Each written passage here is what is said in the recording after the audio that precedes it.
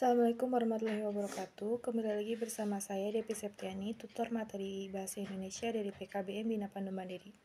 Nah, pada kesempatan hari ini saya akan menjelaskan tentang menentukan pokok pikiran. Menentukan pokok pikiran dalam sebuah teks, baik itu tertulis atau lisan. Nah, keterampilan ini sangat penting untuk memahami isi teks lebih baik lagi.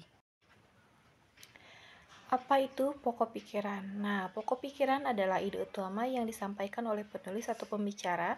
Ibaratkan sebuah pohon, pokok pikiran adalah akarnya, sedangkan penjelasan lainnya adalah cabang-cabangnya. Jadi, pokok pikiran itu yaitu ide utama atau gagasan sentral dalam sebuah paragraf atau teks. Kemudian, jawaban atas pertanyaan apa yang ingin disampaikan penulis, dan biasanya terdapat dalam kalimat utama. Nah, pokok pikiran itu biasanya disampaikan pada kalimat utama. Ciri-ciri kalimat utama yang pertama umumnya terletak di awal, tengah, atau akhir paragraf. Kemudian yang kedua, menggunakan kata kunci menandai kalimat utama. Misalnya jadi, oleh, karena itu, dan demikian. Kemudian yang ketiga, menjelaskan ide pokok secara keseluruhan. Nah, jadi kalimat utama itu adalah kalimat yang paling penting. Dalam sebuah paragraf, kalimat ini biasanya lebih umum dan mencakup keseluruhan ide yang ingin disampaikan oleh penulis atau pembicara. Cara menentukan pokok pikiran dalam teks tulisan. Nah, terdiri dari beberapa cara. Yang pertama, baca seluruh teks dengan cermat. Kemudian, identifikasi kalimat utama pada setiap paragraf. Dan yang terakhir, rangkum ide utama dari setiap paragraf menjadi satu kesimpulan. Nah, untuk menentukan pokok pikiran dalam suatu teks tulisan, kita perlu membaca keseluruhan teks dengan cermat. Setelah itu, kita identifikasi kalimat utama pada setiap paragraf. Dan yang terakhir, kita rangkum semua ide utama menjadi satu kesatuan atau menjadi suatu kesimpulan. Itu tata cara untuk mengetahui pokok pikiran yang ada pada teks tulisan. Selanjutnya, cara menentukan pokok pikiran dalam teks lisan.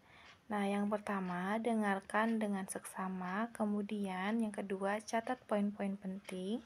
Dan yang terakhir, identifikasi ide utama dari keseluruhan teks. Nah, itu adalah tata cara menentukan pokok pikiran dalam suatu teks lisan. Jadi, kita harus mendengarkan dulu teks lisan.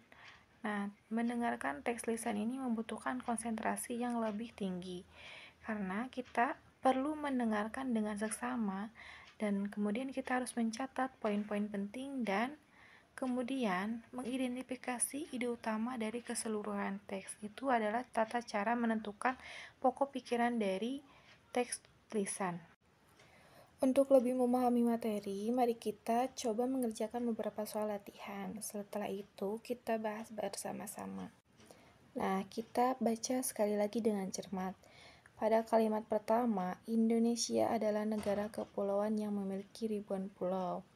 Kemudian kalimat yang kedua, setiap pulau memiliki keindahan alam yang luar biasa, seperti pantai, gunung, dan hutan. Selain itu, ini kalimat yang ketiga, selain itu Indonesia juga kaya akan budaya dan tradisi yang beragam, yang menjadi daya tarik wisatawan dari seluruh dunia.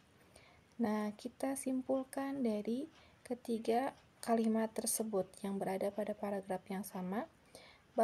Nah, dari ketiga kalimat tersebut kita tarik kesimpulan bahwa pokok pikiran dari paragraf tersebut adalah keindahan alam dan budaya yang beragam menjadikan Indonesia istimewa sebagai negara kepulauan. Nah, itu adalah pokok pikiran pada paragraf tersebut. Jadi, pokok pikiran itu yang menyimpulkan isi dari paragraf tersebut. Jadi, kesimpulan dari paragraf tersebut itu menceritakan tentang apa. Selanjutnya, contoh soal nomor 2, teks lisan. Nah, jadi sekarang bagian mendengarkan dengan cermat. Contoh soal nomor 2. Air adalah salah satu sumber daya alam yang sangat penting bagi kehidupan manusia. Air digunakan untuk minum, mandi, mencuci, dan keperluan lainnya. Oleh karena itu, kita harus menjaga kebersihan air dan menggunakannya dengan bijak agar tidak terjadi kekurangan air di masa depan. Saya baca sekali lagi. Air adalah suatu sumber daya alam yang sangat penting bagi kehidupan manusia. Air digunakan untuk minum, mandi, mencuci, dan keperluan lainnya. Oleh karena itu, kita harus menjaga kebersihan air dan menggunakannya dengan bijak agar tidak terjadi kekurangan air di masa depan. Itu adalah teks tulisannya yang sudah saya bacakan. Pertanyaannya, apa pokok pikiran yang disampaikan oleh paragraf yang baru saja saya bacakan?